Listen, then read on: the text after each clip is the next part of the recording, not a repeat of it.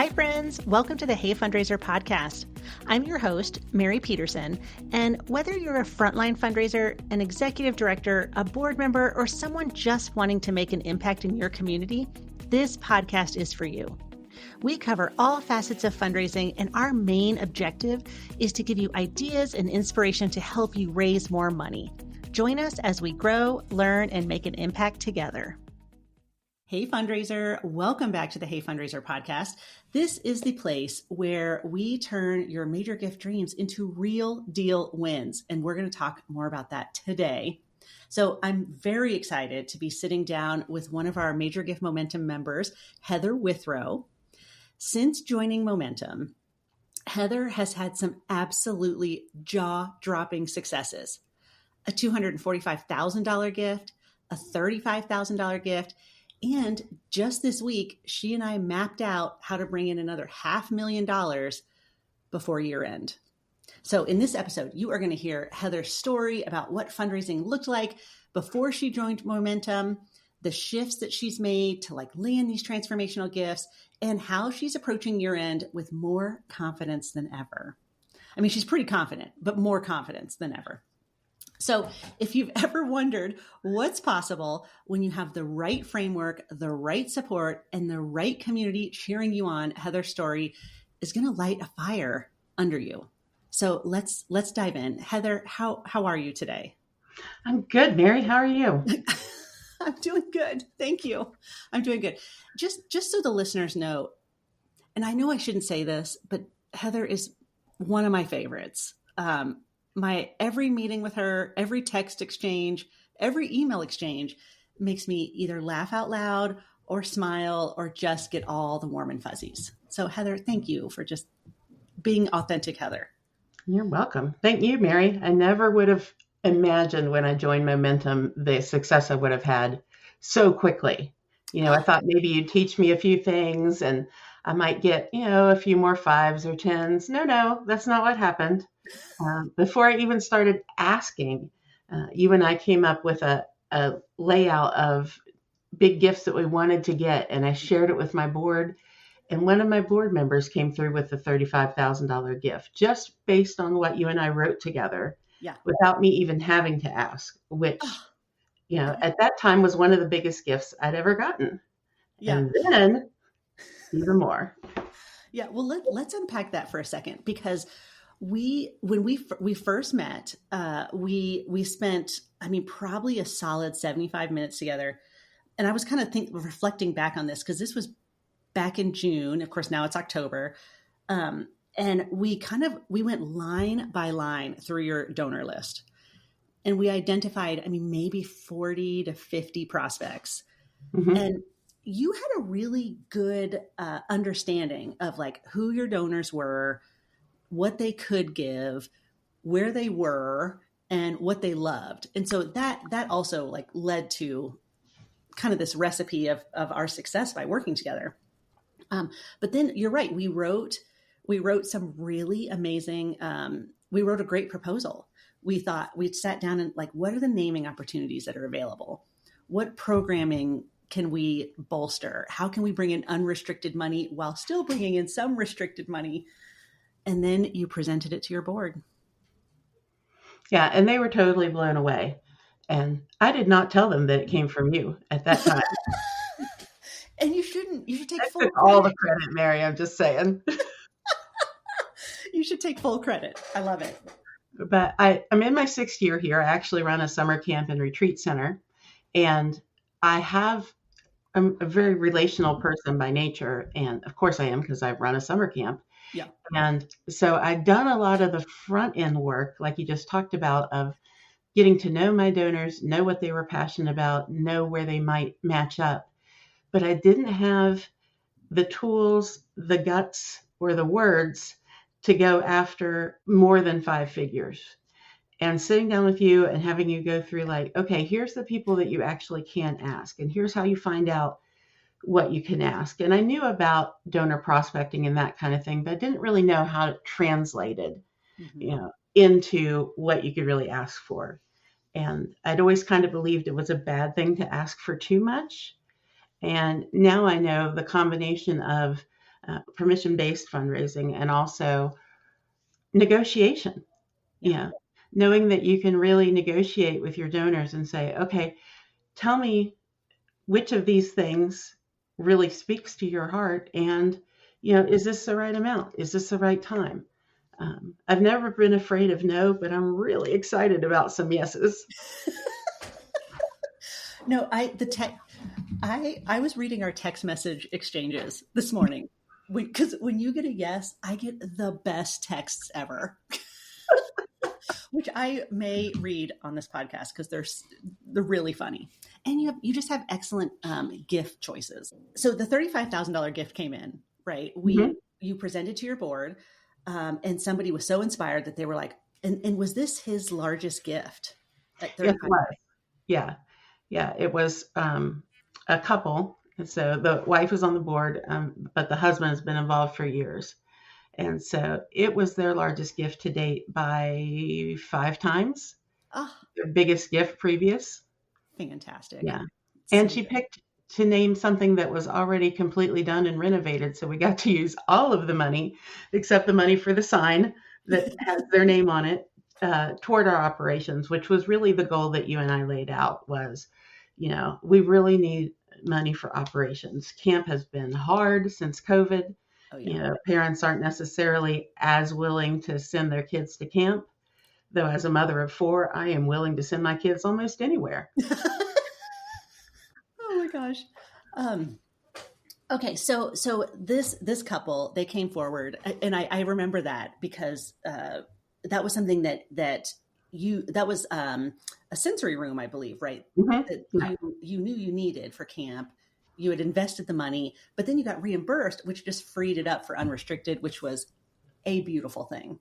Yeah. Even better than that sensory room itself was actually grant funded. So it had already been fully paid for. And then because they wanted to name it, that was just bonus money. It was gravy. If you run a nonprofit, that bonus money doesn't come around very often. It's sort of like seeing a platypus riding a unicorn. So I was very excited. Yes. And yeah, that is huge, huge, huge. So talk about your fundraising before Momentum. Like you were getting a few $5,000, $10,000 gifts. Mm-hmm. I think you were pretty event centric with your relationships. Like tell us what it looked like before. Before, we probably raised somewhere between $150,000 and $200,000 a year. Just to put that in perspective, the camp has a $1.7 million budget. So the 3-legged stool was fundraising and user groups on retreat and camp registrations. And, the donation part was the shortest leg of the stool by far. So it was sort of like riding a wild bucking bronco. And we have a great long list of donors that really love and care about us, but that wasn't translating into the size of their gift. 5s and 10s were somewhat frequent. We got a couple 20s a year, but those were really, really rare. And when you and I really started looking into our donor list, and you said, you know what, you're not asking for enough. I said, okay, well, let me ask for more. And let's talk about that big transformational gift, because I'm pretty daggum proud of that one. I'm not supposed to be. I work for church camp. I'm not supposed to be proud of it, but I am. You should be. It was Joy and Jim, who are daughter and father, and they are the last members of their immediate family living. And all of their family has been involved at our camp for years and years and years. And they were giving between $10,000 and $20,000 a year. And you and I came up with this brilliant idea to build out our existing memorial garden, add this wonderful statue and a few other things, and name it after them. And I was nervous, like breathe into a bag, probably pee my pants, nervous. And you talked me through it. You got me all ready. I took them to dinner and I didn't get the answer. I gave them the information, which I thought Joy had already shared it with her father, but she hadn't. So that was his first time seeing it. Mm-hmm. At the restaurant, they seated us under the world's loudest speaker. And Mr. course. Jim is nearing 100 years old, so Yes. he's hard to hear in a very quiet. But I had the worst time hearing him. So I spent part of that meeting going, I'm so sorry. Could you repeat that? I'm so sorry. Could you repeat that? I'm sorry. I didn't hear that. I thought, I'm blowing this so badly. But joy was the key to the whole thing. She has my kids and I always come to her house for trick or treating, and she lives out kind of by herself, so she never gets trick or treaters. And over the years, my kids have kind of adopted her as an additional grandma. So, my very cute children help me get a foot in the door. Yes, they are quite the asset in the fundraising. But also, she and I genuinely have a friendship. Like we've both been good about cultivating that friendship. She's been very supportive of my work here, not just financially. So I asked them for $245,000, which was by far the biggest gift I've ever asked for that actually had a chance of getting. Early in my career, I made the mistake of like, let's write a letter to Oprah. Let's write a letter to Bill Gates. Like they won't miss the $1 million. Yeah, they won't miss it because they're not going to give it to you. Yeah. That's right. They don't even know who you are. They get 100 of those letters a day. Oh, yeah. So that's the first major gift that I wish I'd asked for $250 because then I could say I've raised $250,000. Oh well. So we had dinner that night. Then they came up to camp a couple weeks later, and we walked the site. And my maintenance men had lined out where everything would go, and about $85,000 of this gift was going to go to adding a bronze statue and some other elements to the memorial garden, and the rest of it was going to be operations. And so we walked through. They stayed and had lunch with campers. We presented them a thank you card for all of their previous support that the kids had signed. So we had all of the pieces in place and didn't get an answer. And I called you and said, what am I doing wrong? What is the problem? And you were very kind to me and said, well, you didn't get a no. And right now, not getting a no still leaves the door open for yes. That's right. So about 4 or 5 days later, maybe, I sent Joy a text and just said, hey, if you have any more questions, let me know. I'd love to hear from you. And then she sent a text back the next day that said, we would love to fund the garden. And, I'll be up with my half of the check. And the funniest part was when she came up, she brought empty cat litter buckets, like Tidy Cats buckets. Oh, yeah. Because she thought maintenance could use them to put salt on for sidewalks in the winter.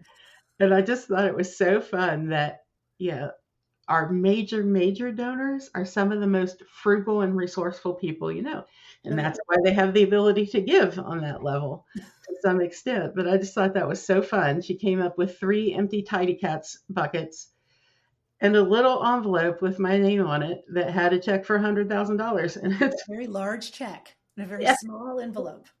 Yeah. And then about 3 weeks later, we got the other $145,000 from Jim. And the day that I got the text, you were flying, I think.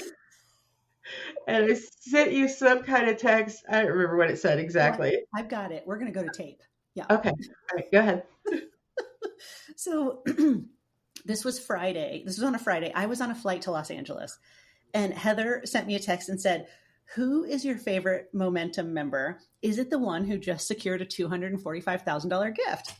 And then 3 minutes later, you wrote, answer your phone, answer your Zoom. Where are you? So patience is not my strong suit. So 45 minutes later, I get off the plane, these texts are flooding in. And I wrote back, I'm so excited. I can't stop smiling, dancing emojis. And you wrote, and this is the best text I think I've ever gotten, Heather. You wrote, seriously, 6 weeks, $280,000. It's a pretty good ROI. It's no big deal. Just $46,000 a week of us working together. Right. It's no big deal. Yeah, no big deal. No big. I mean, I was obviously raising that before I joined Momentum, except that I wasn't. I'm not sure I was raising 45 cents a day. Oh, well, you just, I mean, Heather, you had all the things. It was just getting them together and deploying you. I mean, look, you have amazing programming. You have really loyal donors. They just, I mean, when people give $5,000 and $10,000 unsolicited, that's about the cap. Like nobody's going to randomly show up with $100,000 gift unless they're the nicest person in the world. Right. And so you had this group of donors who were giving. People love your camp. I mean, love your camp. And so we just had to get the right materials in front of the right people at the right time, and then like enter Heather. Like that was it. That's all we needed. Okay, so what's been the biggest mindset shift you've experienced since joining Momentum? I think the biggest mindset shift has been that you actually can do it and you actually can bring in the dollars. And it really is as simple as you say it is. Yeah, It's not complicated, it's complex, and you have to invest some time and some thought. But it really is as simple as making a proposal that makes sense hmm, and taking it to your donors and asking and then shutting up while they decide if they're going to do it or not. And it's, I knew that. I mean, I have my CFRE. I've been doing this for a long time, but I lacked the guts, the chutzpah, the something to just go and, having these professional proposals that you helped me yeah, write. yeah, And then just having that felt a little bit like, here I have something. I'm not just coming hat in hand, yeah, even though what I was coming with was another way of asking for money. To have that, to do the permission based fundraising and say, I have a proposal for you. I'm going to email it over to you. Can I come and talk to you about it? Mind blowing. Like, yeah, and again, I knew the basics, but I hadn't gotten off the dime to actually try it. yeah, And I think that's the biggest mind shift. Because if you told me 6 months ago, oh, you're going to raise, $300,000 over the summer, and then you're going to raise another half a million by year end, I would probably still be laughing at you if you told me that 6 months ago. Because it just wasn't what we'd been doing. yeah. And I hate events. I hate them with the red hot passion of 1,000 burning suns. I really do. They, As do I. yeah. But, good church people, we love events. Oh yeah, yeah, Man, do we love them. So getting out of that and saying, okay, fine, start with the event, Heather. Who is it that comes to your events that has the capacity to give a mission building gift? yeah. And that really was the difference. And not being ashamed to ask for it, and not coming from a place of fear is not the right word, but when you're raised, I'm older than you, and I was raised not to talk politics or money. Hmm. So as a fundraiser for a church camp, I talk politics, not really politics, religion and money Yeah, all the time. So you want to find that joy in your donor. You want them to give from a place of joy. To really say, okay, your kids came to the adventure program. You have given $1,000 a year for the adventure program, and we really need a major investment of money, not just for adventure, but for some of our aging properties, because some of our buildings are over 200 years old.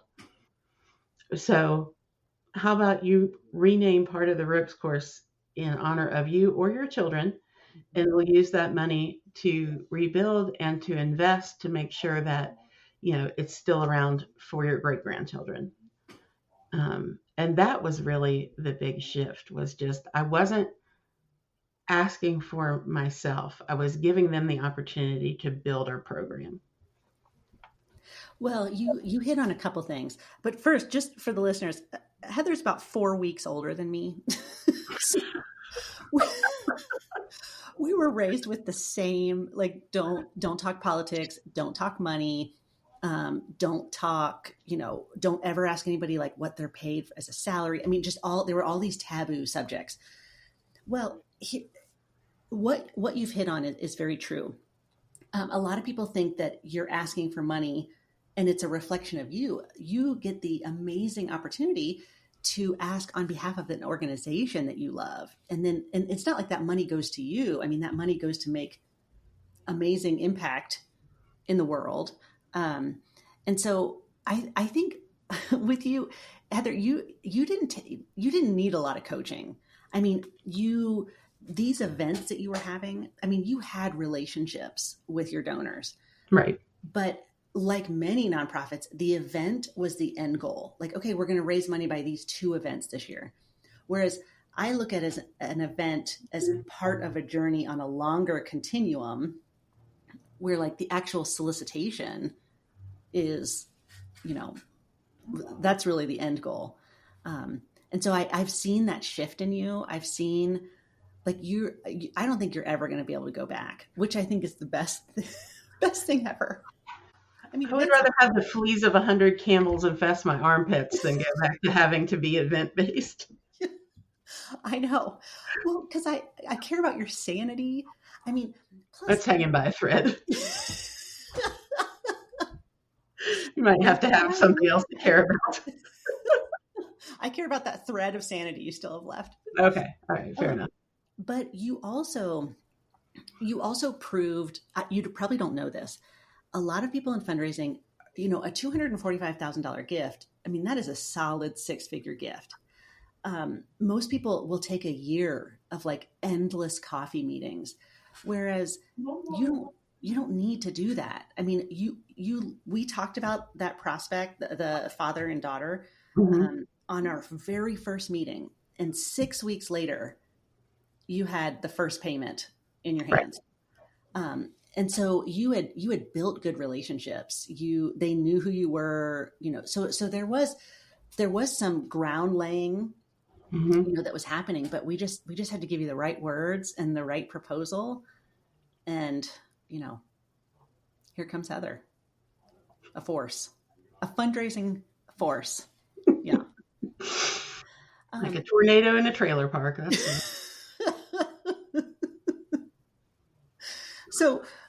So earlier this week, when we had our meeting, we mapped out, I think it was actually $592,000.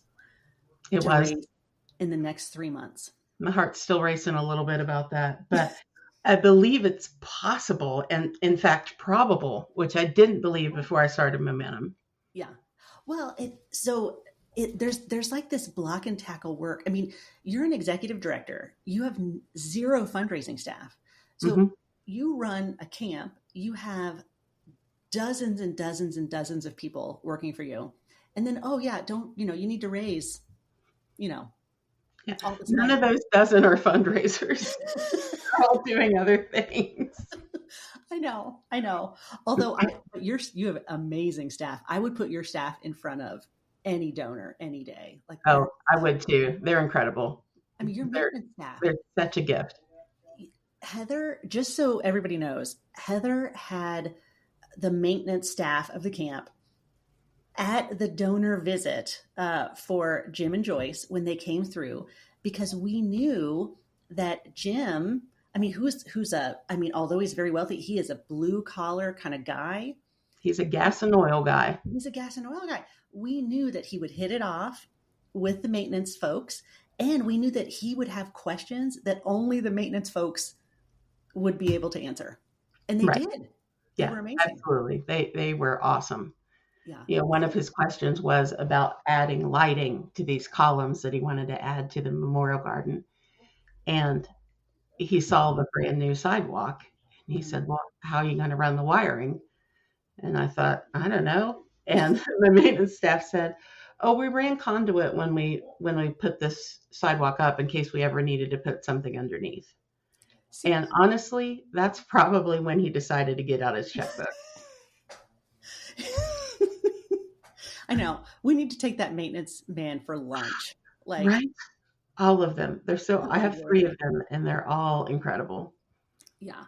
So, for listeners out there, Heather, Heather is kind of on an island when it comes to fundraising, but she does have, I mean, she pulls in the right staff at the right time, which I would encourage all executive directors out there to do.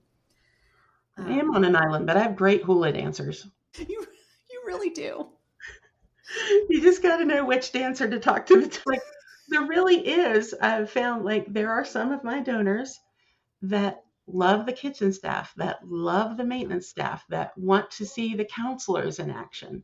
Oh yeah. And that adds to figuring out where their heart is for what we do. And, I have yet to have them wear coconut bras and hula skirts, but they We're would. not there yet, but they would. They would because they love and care about what we do.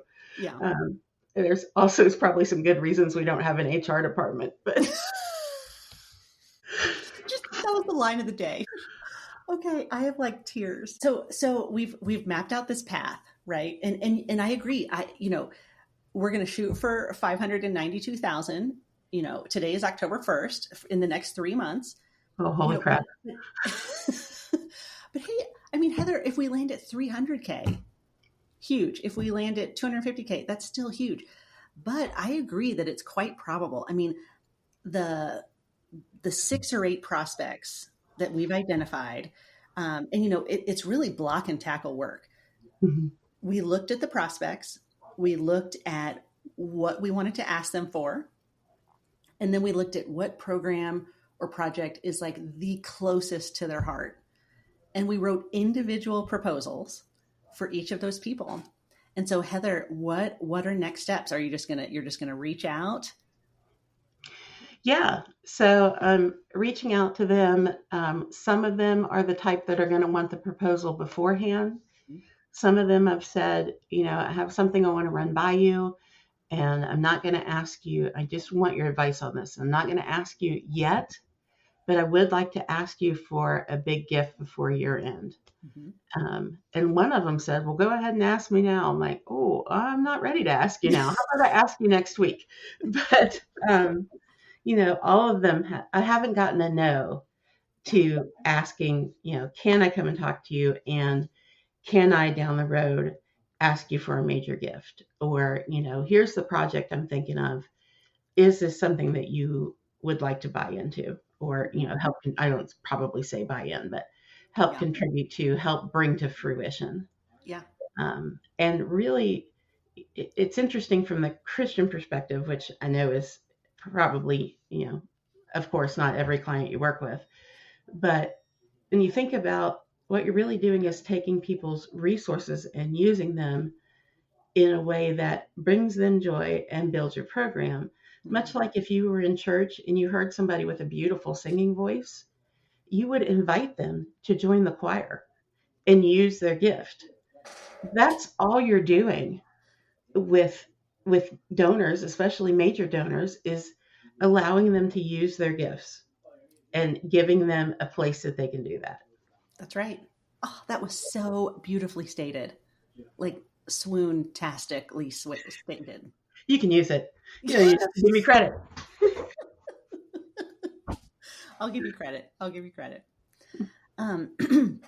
Well, and I love how you stated that, because you're exactly right. Like if there is somebody singing in church, and like it would be weird if you didn't invite them to join the choir. Right. It gets weird when you just like cultivate, or like you don't ask for someone to engage. And you've really hit home on the permission-based fundraising, and we've spent many hours talking about this. But when you ask someone for permission to ask, you're 90% there.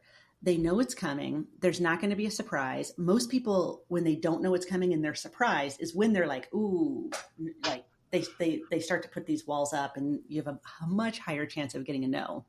Mm-hmm. So you've really beautifully implemented that into your major gift work. Yeah, and they knew that I was, secret. not a secret what I do and what my job entails, but I almost think there's something psychological too about, can I come and ask you for a gift? Then they say yes. I haven't asked you yet, Yeah. but they're already, I don't know, this is my shade tree psychology. They're already in the yes mode. Yeah. Yeah. And they know what's coming. And the thing that's cool about permission based is if they weren't interested in going farther, that's an easy place for them to say no, because they're not sitting across the table from me. They're not hearing these amazing life-changing stories. Yeah. They have the chance to pump the brakes there and say, you know what? Not now, or you're not in my top 5 favorites, or, you know, whatever. But it's such a low pressure way for them to say yes or no. And yes is a wide open yes. And no doesn't have to be forever. That's right. No is just, it's more of a not right now. Well, and in my experience, Heather, like most people, when they say, I mean, they'll tell you why. Like, so I've said to donors in the past, like, you know, when we meet next week, I would love to talk to you about a significant gift. And they'll say, like, you know, my twins have 2 more years of college. So, like, could we put a pin in this? Or, you know, I had one woman who had just put a bunch of money into an investment and that was going to be tied up for 3 months, and said, you know, can we just wait 3 months? But you hit the nail on the head. I would much rather get a no to that question than a no to, would you consider a gift of 500,000 and get a no? Right. Like, that totally changes the dynamic of the relationship. Well, and it doesn't just change the dynamic, but as you said, I'm a one person shop. Yeah. So if you tell me no, then, and I know it's going to be a no, then I'm not going to spend the money writing or time writing the proposal and, you know, taking you to coffee. I might still take you to coffee, but Sure. it's not going to be to ask for a gift. It's going to be to continue to cultivate that relationship. Yeah. But it saves me a lot of time. It really does. And the other thing I have learned from you, Mary, that I will just keep forever is the idea of bless and release. Oh, Like, yeah. because I've spent my whole career chasing people that I knew could give, who obviously weren't interested in giving. Yeah. Clearly not the sharpest tool in the shed. I just keep banging my head against the brick wall. But to just We be all like, did. you know what? Great. Thank you so much for That's right. your involvement with us, and And you move on. be And free. that's okay. Yeah. Yes. Just giving them and yourself the space to say, okay, I'm not going to chase you anymore. Yeah. Because it is really soul crushing to chase and chase and chase and not get anywhere. And all your time and the mental energy, and it's too much to give to a prospect that isn't interested. Yeah, it really is. So I have 2 questions left for you, Heather. So what would you say to a fundraiser who is, you know, on the fence about joining Major Gift Momentum? I would say that if you are where I was, which you understood the basics and you were ready to go, you should not be thinking about it anymore. You should be signing up. And if you're not where I was and you're really just learning, then you should sign up even more, because, you know, I was a little hesitant too. And I was like, I don't need this. I know how to fundraise. Okay, I do, but I wasn't having the success that I'm having now. And, you know, as fundraisers, we're trained that you have to be confident and you have to, you know, pretend like you know everything and all that kind of stuff. And you can't ask for help. Well, you can go that route. It gives you a headache, I know, because you just keep banging your head against a brick wall. Mm-hmm. Or you can join Momentum. Try for yourself. Check it out, because I'll never go back. And I'm so grateful to you. And, you know, you have helped my camp. You have helped more kids be able to come to camp. Like, you have done all of the things that we ask our donors to do. They're now doing because of you, because of your work with me. And I don't know if you get told that enough, but the ripples start with you. They talk about that whole ripple effect. If I hadn't started working with you, I never would have asked Joy and Jim for almost $250,000. I wouldn't have just gotten $35,000 to name the Sensory Room. I wouldn't be seriously considering raising another $600,000 in the next 3 months. That would have sounded, ludicrous speed in Spaceballs. And they're like, go ludicrous speed. You're like, Mary, you're going ludicrous speed. Great. But we are. And, Mary will give you my phone number. Call me and we'll talk about it. Maybe she'll write it on her bathroom wall. I don't know. But Mary, anybody who contacts you who's not sure, have them talk to me because I will tell them. Well, Heather, you're so kind. Thank you for those words. We just needed to pour a little bit of rocket fuel on your efforts, and look where we are. Right. I know momentum is an investment, but for people who are listening out there, Heather, yes, within 6 weeks, Heather had raised $280,000. She is a rock star. Most people who join Momentum by month 3 or month 4 are closing 6-figure gifts. So Heather did it in half that time, but it still is very quick. It's almost surgical. We find the prospects, we work on your materials, you have, some curriculum and videos online, and we just start meeting and going through like how to ask, how to do the things. So Heather, Thank you for that. Well, and the videos really helped me too. Times when you and I had talked and I was ready to go, but I was like, okay, I just need to rewatch this asking video just to make sure I have all my ducks in a row. Heather, my last question is, how are you and I going to celebrate when you close $592,000 in the next 3 months? Well, I have a joke that I've said for years about when people ask me, like, what do camp directors do the rest of the year? I say that we go to Camp Director Island and, we eat chocolate and we watch soap operas. So, Mary, I will take you as my guest to Camp Director Island. And we will spend a week with men with palm fronds fanning us while we eat chocolate and watch Survivor. Oh, I love it. Even if we close half that, Heather, camp is going to look different. Like camp next year, like you just closed your season down. Camp next year is going to be it's going to be amazing. Yeah, you should come visit camp. That's how we should celebrate. Oh, I would love that. Well, and I've already, even if I don't close any of those gifts, and I will, I've already raised more than we raised in a year previous. I know. 2 gifts. Mm-hmm. It's the focus. Yes, Heather. It's everything. And I can't thank you enough, Mary. Believe me, it's been my pleasure working with you. You're just the best. And, I really do hope that everybody who's listening takes that leap because it's worth it. Here's the thing. I have dozens of Momentum members, and literally by month 3 or month 4, every single one of them has closed a 6-figure gift.